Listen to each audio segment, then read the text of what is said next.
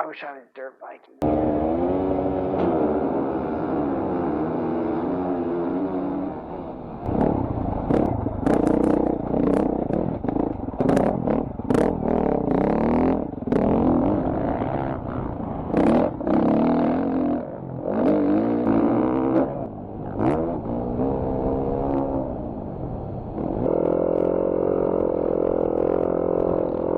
Trent. Hey, Trent. What are you doing, daydreaming?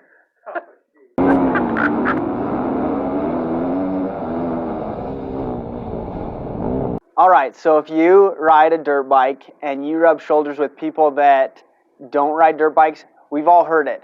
How can dirt biking be hard? All you do is sit down and you just twist your throttle a little bit, right? Well, when the competition nature gets thrown into it, that's when things get hard. As soon as you start learning how fast you can hit a corner, and if somebody else is hitting it faster, you want to try to hit it just as fast. Or if there's a jump that scares you that somebody else is hitting, you've got to try to hit it. It gets hard really quick when you've got a 240-pound machine under you that's got 60 horsepower that's trying to spit you off the back when you're trying to push it to its limits. Now, when it comes to racing, there's a lot of things that go into trying to be competitive, or at least try to just go out and have a fun time. Now, I'm 30 years old. I'm not in it to make any money because I'm too slow, but I had a chance to go to an RMX series race. That's a regional race for Idaho and Utah, and this one was held at Rupert, Idaho's motocross track. Had a good old time, raced 2 different classes, did 4 different motos, and I wanted to show you the ins and outs of what goes into having a good, fun race weekend.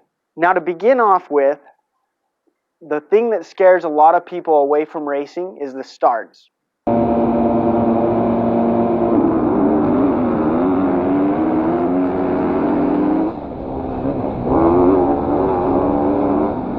It's the only time in a race that you're right next to every single person in your class and you're all going to the same spot.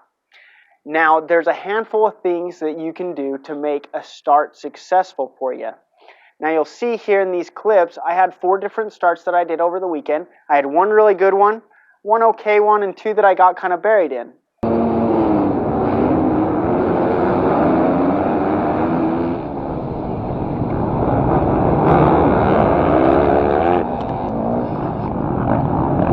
Now, if you mess up, if you are snoozing when the gate drops and you get a late start out of the gate, if you spin, if you miss a shift, if you shift too early, if for whatever reason, if you look around and you see that you're kind of buried, now is the time that you need to start reacting.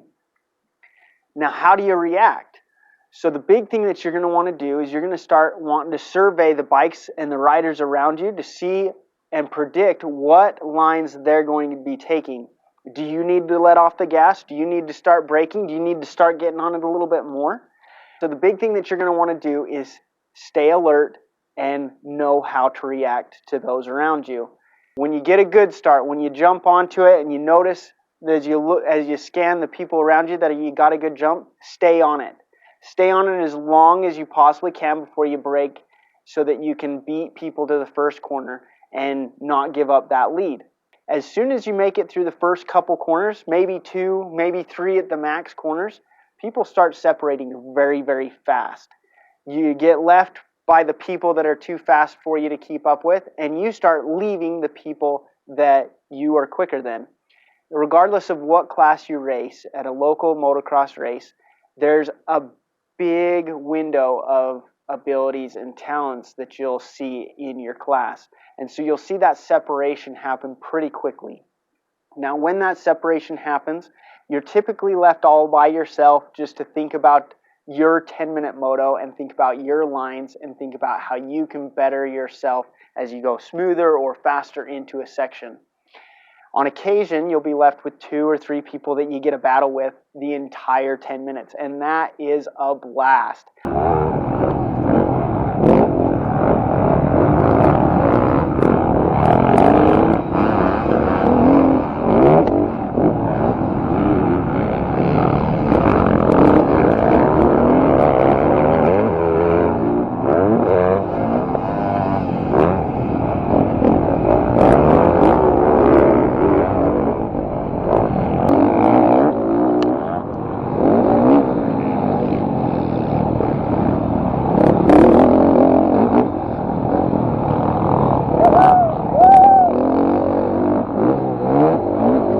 tell you, if there's one thing that makes racing so worth it, it's those battles. When you're behind somebody or you've got somebody right behind you that you don't know, it is a blast to think about what lines you can take to try to keep ahead or gain speed on them so that you can make the pass.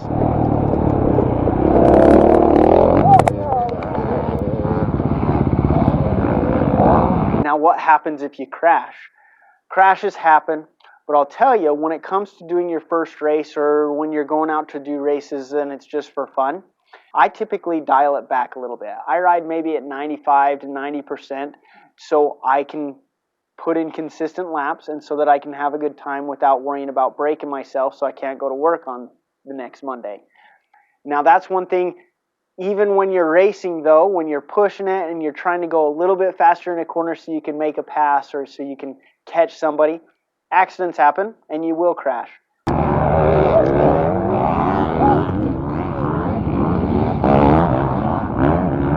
But that being said, if you crash in a corner, really you're going to be okay.